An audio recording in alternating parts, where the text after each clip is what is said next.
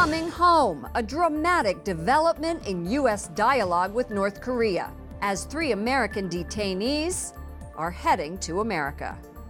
Confirmation battle. Hearings begin for President Trump's pick to lead the CIA. Women in the church. Pope Francis is encouraging greater participation. We have a report from Rome. On EWTN News Nightly for Wednesday, May 9th, 2018.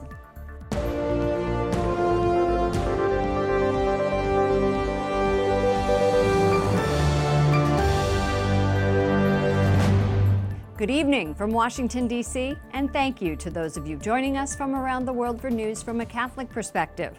I'm Lauren Ashburn. 3 Americans detained in North Korea have been set free and are on their way home. President and Vice President will meet the Americans when they land at Andrews Air Force Base. President Trump is hailing their release as the latest sign of improving relations between the 2 longtime adversaries. White House correspondent Mark Irons will have the president's reaction, but first, we start with Wyatt Goolsbee at the State Department. Good evening, Wyatt.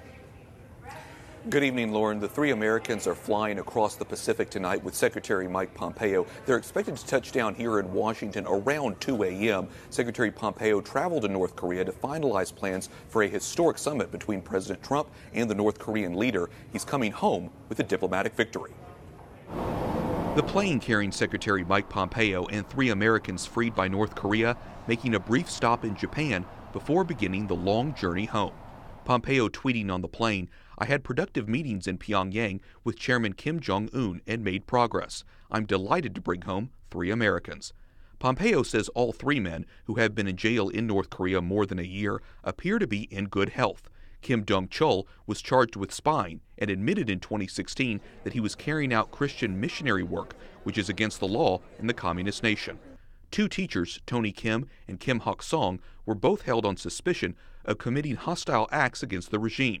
Tony Kim's son credits the president for his father's release. I'm thankful.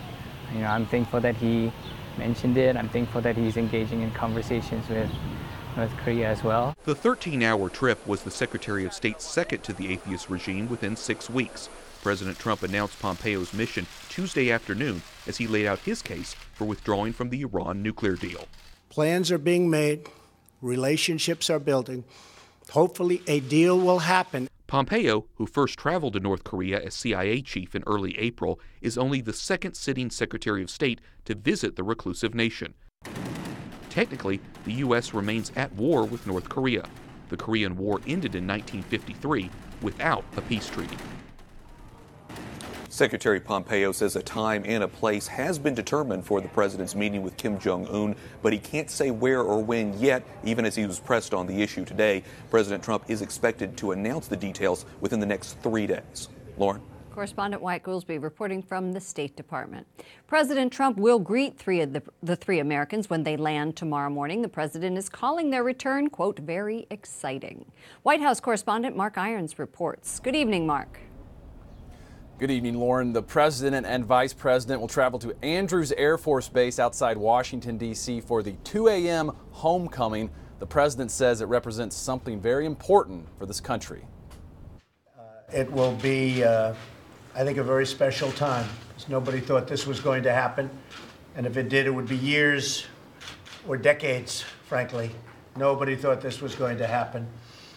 And I appreciate Kim Jong-un doing this. In a statement, Vice President Mike Pence adds, while our administration is encouraged that North Korea freed those innocent hostages, we will not let off the pressure until we achieve full denuclearization. That's the focus of the president's planned meeting with Kim Jong-un.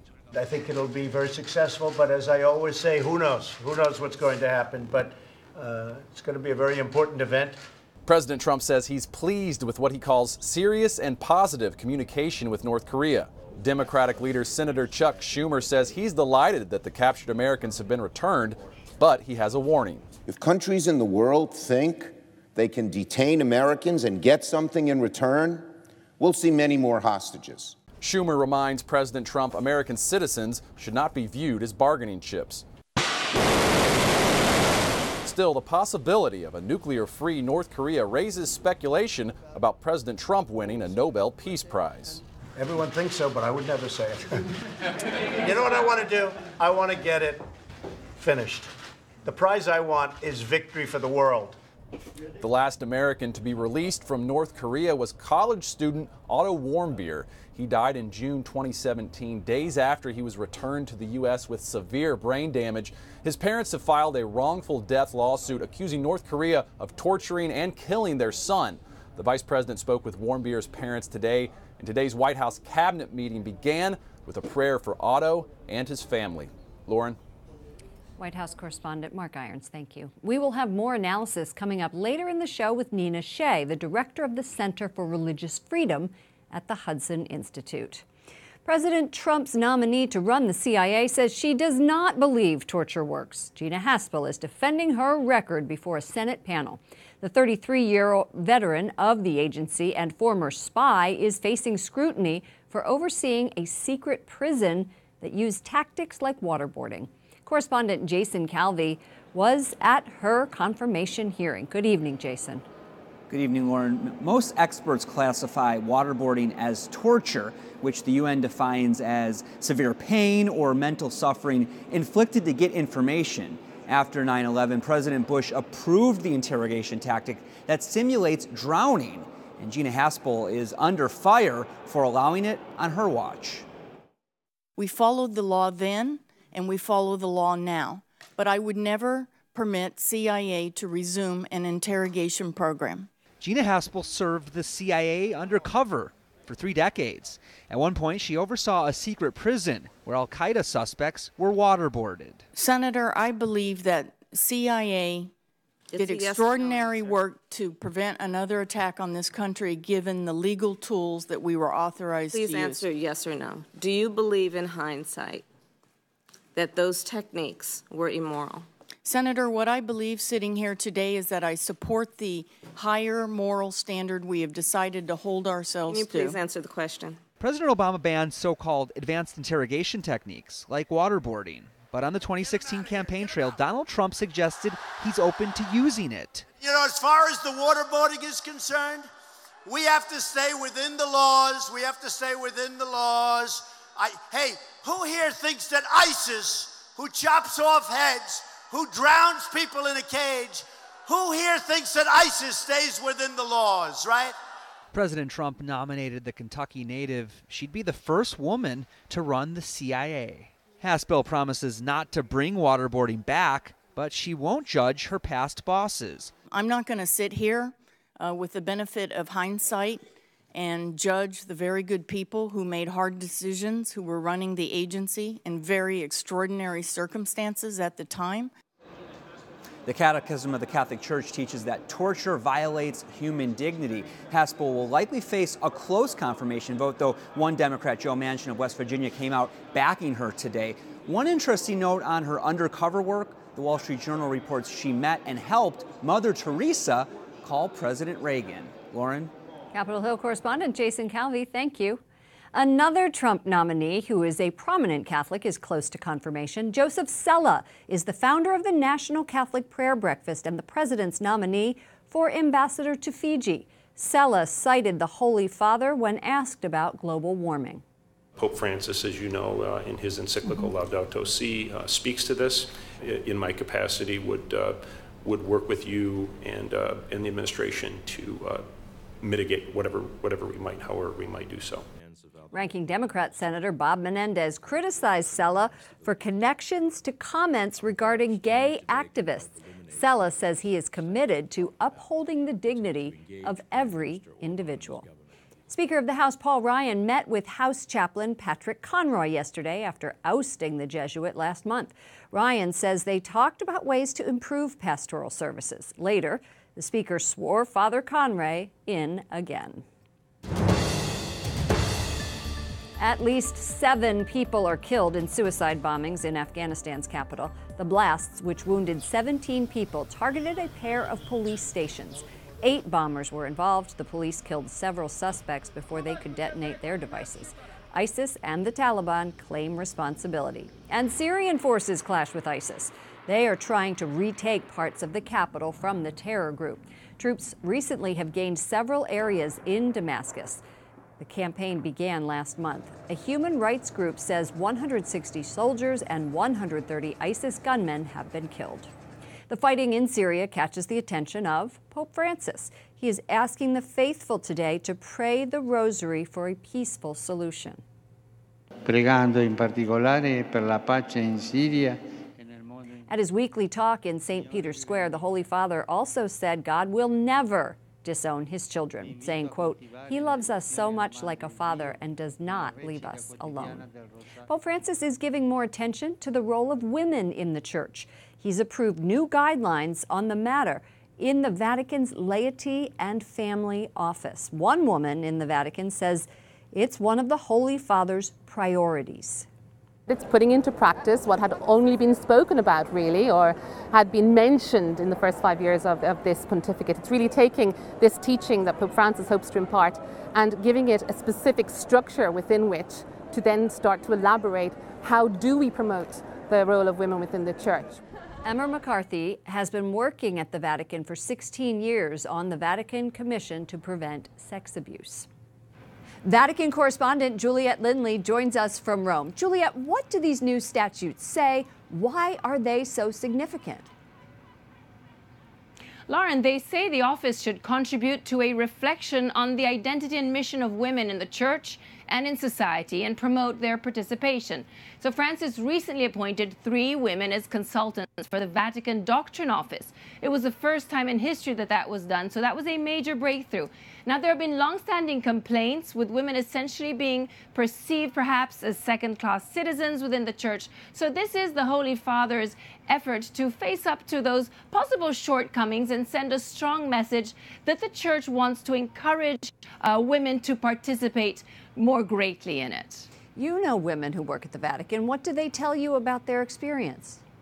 Well, Emma McCarthy, whom we heard from just now of the Commission for the Protection of Minors, she tells me that in these 16 years she's been working at the Vatican, she's never felt gender biased. She said she always had the exact same pay as her male counterparts, that as a working mom, she received good maternity coverage and benefits, and that people in her workplace are very sympathetic when it comes to work-family balance. Now, that is not necessarily the case for every female Vatican employee, of course, Lauren, but that was what she was telling us today.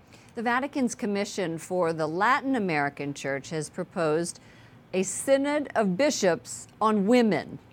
What do church officials say about that? Well, Commission head Cardinal Mark Welle said these are important novelties. Recently, an assembly was held dedicated to women, and he said it was an eye-opener for him. He said, quote, I have to confess the meeting profoundly changed the ideas I had on the issue. So clearly, there's a long way to go, but change does appear to be happening slowly but surely here at the Vatican, Lauren. Juliette Lindley, EWTN News Nightly Vatican correspondent, thank you. Thank you, Lauren.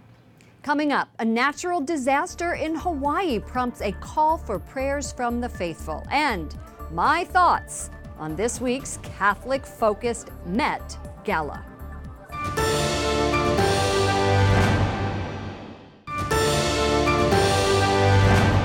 The White House tonight is celebrating the release of 3 American Christian hostages by North Korea. It's a country where being Christian could cost you your life. In fact, a Christian watchdog group ranks North Korea as the world's worst offender when it comes to Christian persecution. Nina Shea, director of the Center for Religious Freedom at the Hudson Institute, joins us now. Welcome back to the program. Great to be with you, Lauren. 2 of these hostages risked their lives to teach at the Pyongyang University of Science and Technology. It's an evangelical affiliated American-founded school. So does this release signal more tolerance of religious freedom, or is this just a political move? Well, actually, all 3 of them had a Christian connection. Even Kim Dong-cho, who is the business person, is a pastor. So all 3 of them, yes, I'm hopeful because North Korea was once the Jerusalem of the East, had a large Christian population. Now it's a crime to be Christian. So hopefully the President and Vice President and Secretary of State will keep pressing, and that this will be part of the package. What should they be pressing for? Obviously, we're going to be talking about nuclear disarmament in this summit if it happens. And trade. North Korea very much wants trade. And so we need to do what we did during the Cold War, which is have a Helsinki Accord with 3 baskets, the third basket being the topic of religious freedom and human rights. What does it mean, changing topics to Iran now, that yesterday's announcement that we are withdrawing from the Iran nuclear deal, what does this mean for Christians in Iran, which is also a religious freedom offender? Yes, it's a big persecutor on the top of the list. That means that they have a chance of a new beginning, perhaps, if the regime feels the pressure, as it already is economically. Even today, one day later, there's a greater inflation there. But at the same time, it's very volatile. And so there could be outbreaks of war in places like Syria and Lebanon. And there are a lot of Christians there. And of course, the Holy Father is very concerned about it. And that's why he is calling for prayer at this point. Well, we just reported on that. The Middle East right now is a quagmire for Christians. What would be your #1 priority if you were in the government? Well, I would want to make sure for Iran that we preserve the Lautenberg Act, which has resulted in tens of thousands of Christians and other minorities, religious minorities from Iran, being rescued and brought to the United States. That is now in jeopardy for a variety of reasons, and it's a very important escape valve. It was used for the Jews of the former Soviet Union to help them. And we cannot let it languish and really die. We need to do that for them. Lautenberg, yes, Lautenberg. Thank you so much, Thank Nina you. Shea. We appreciate your time, Director of the Center for Religious Freedom at the Hudson Institute. Bishop Larry Silva of Honolulu is asking for prayers in the wake of a local natural disaster, the eruption of volcano Kilauea. More than 10,000 people have been evacuated. Bishop Silva says they are receiving help from Catholic agencies. The volcano has erupted continuously since 1983. Until now, it has mostly affected desolate areas. A new study says in 2016, the cremation rate rose to more than 50% for the first time in the U.S. The report cites convenience and cost as factors. The trend is hitting Catholic cemeteries for another reason. You know the old saying, God's still making people, but he stopped making land, I guess, a long time ago. So space is something to consider, and cremation certainly allows for most cemeteries to continue in their service to our Catholic families. Schaefer says 20% of the burials in the Archdiocese of Newark are by cremation, and the number is rising. The Vatican in 2016 reiterated the Church's rules. A full-body burial is preferred. Cremation is allowed, but ashes are not permitted to be strewn on the ground. Up next, we have an update from Ireland as the country prepares for this month's vote on its abortion ban.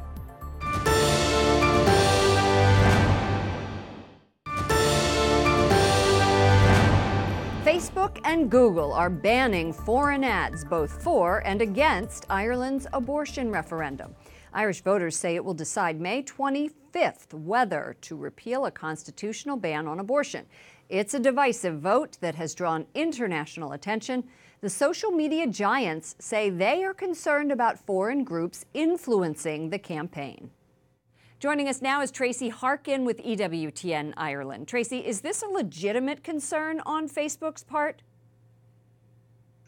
Well, from a pro-life perspective, there hasn't been much of a track record of pro-life groups looking to, from outside Ireland, trying to influence Irish policy on life issues. That sort of interference would more come from, for example, organisations like Amnesty International, which were a previous human rights group, very much taking a pro-abortion stance at the moment. So from a pro-life perspective, it may not be a bad thing. However, we are aware that there still can be funding accepted from outside groups and agencies, as long as those adverts are organised by the groups still within Ireland itself.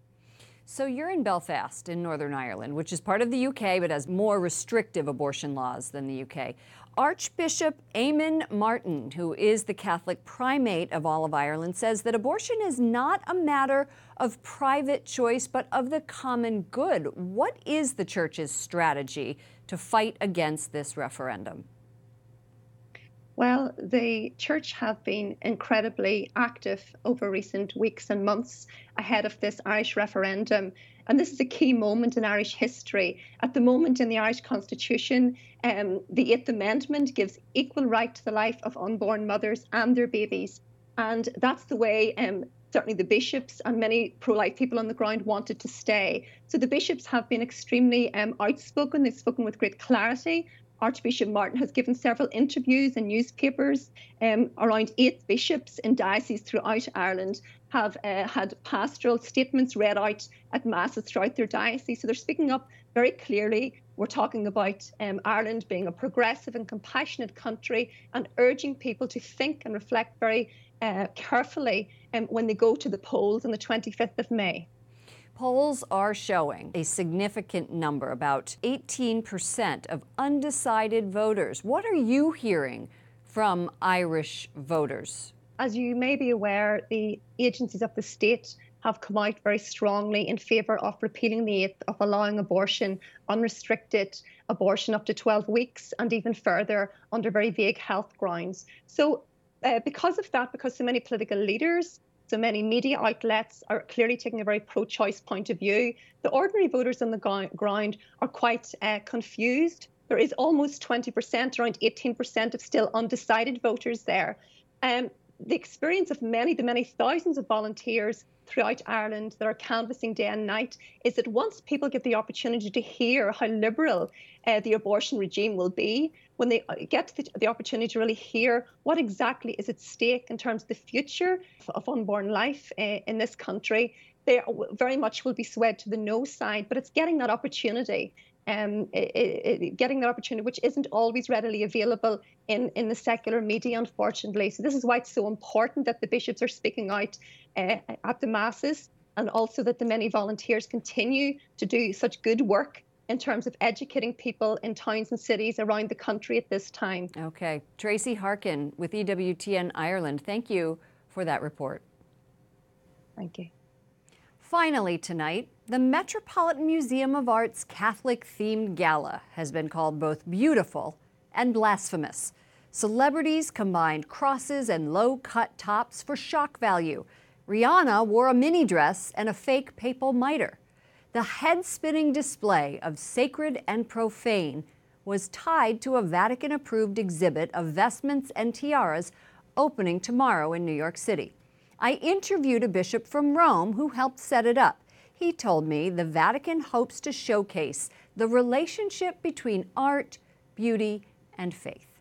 Criticism of the over-the-top display of religious symbols at the ball may be warranted, but the spectacle did get reporters talking about Catholicism, and it did expose high-profile celebrities and their fans to the beauty of our faith. And that can't all be a bad thing. While they may not be filing into the pews, maybe the Holy Spirit seeped into their souls. For all of us here at EWTN News Nightly, to all of you around the world, thank you for watching. I'm Lauren Ashburn. Let's keep in touch online. Follow me at Lauren Ashburn on Twitter and at Lauren Ashburn EWTN on Facebook. Good night and God bless you.